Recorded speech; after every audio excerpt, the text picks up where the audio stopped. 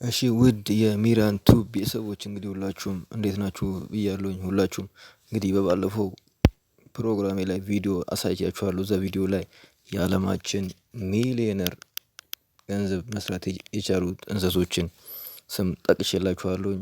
እንዴት ገንዘብ ሊሰሩ ይችላሉ ብላችሁ የተገረማችሁ ልኖሩ ትችላላችሁ። እንግዲህ በአለማችን ላይ የሰው ልጅ ሊከብደው የቻለውን ገንዘብ ሜክ ማድረግ ችለዋል ማለት ነው። እነኚህ እንስሶች እንደሚታወቀው እነኚህ እንስሶች መጀመሪያ ላይ ያው በሰው ነው የሚታገዙት። ከዛ ከለመዱ በኋላ ግን ያንን ስራ በመስራት ብዙ ፍሎሮችን ብዙ ስራዎችን በመስራት ገንዘብ ይዘዋል ማለት ነው። እንግዲህ እንደሚታወቀው ይሄ ውሻ ባለፈው ነግሬያችኋለሁኝ የብሩን መጠንም የአለማችን ሚሊየነር ተርታ ስር እንዳለ ማለት ነው። ይሄ ውሻ ብዙ ተከታዮች አሉት ብዙ ስራ ይሰራል ትርኢት ያሳያል። በዛ በሚያገኘው ገንዘብ ነው እንግዲህ ገንዘብ ሜክ የሚያደርገው ማለት ነው። እንደሚታወቀው የሰው ልጅ የከበደው ነገር ምንድነው?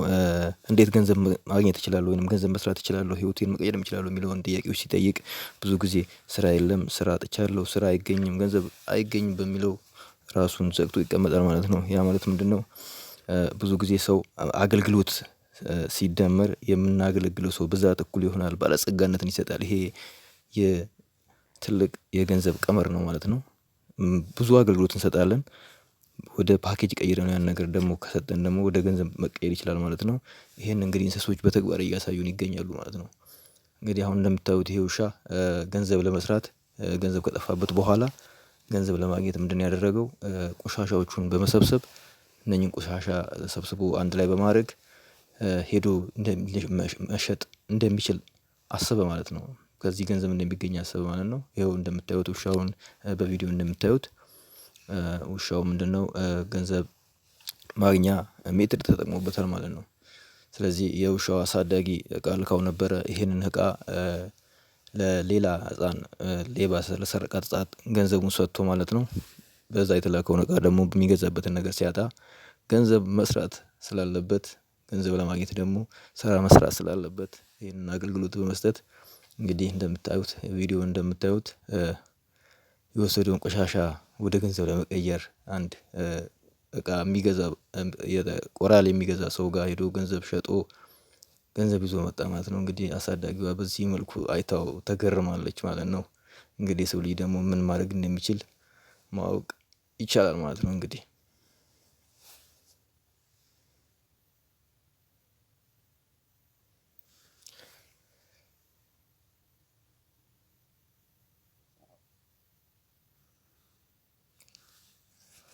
እያያችሁ ትገኛላችሁ እንግዲህ ይሄ ውሻ በሚገርም ሁኔታ ደግሞ አሁን አሳ ለማጥመድ አሳዳጊው ልኮታል ማለት ነው።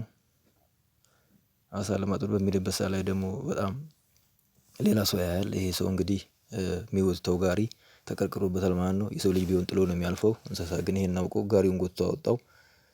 እንዲሁም ደግሞ ከኋላ ጋሪውን እየገፋለት ነው። አገልግሎት ማለት እንግዲህ ይሄ ነው።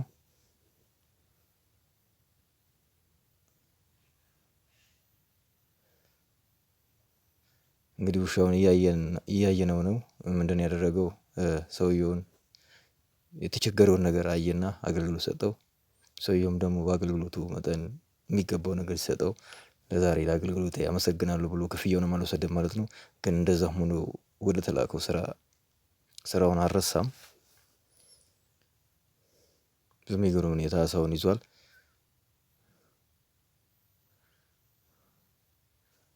አሳውን አጥምዶ ወደ አሳዳጊው ይዞ ለመሄድ ሙከራ ላይ ነው። ተሳክቶለታል እንግዲህ አሳውን ይዞ ወደ አባትየው ወደ አሳዳጊው ይዞ ሄዷል ማለት ነው።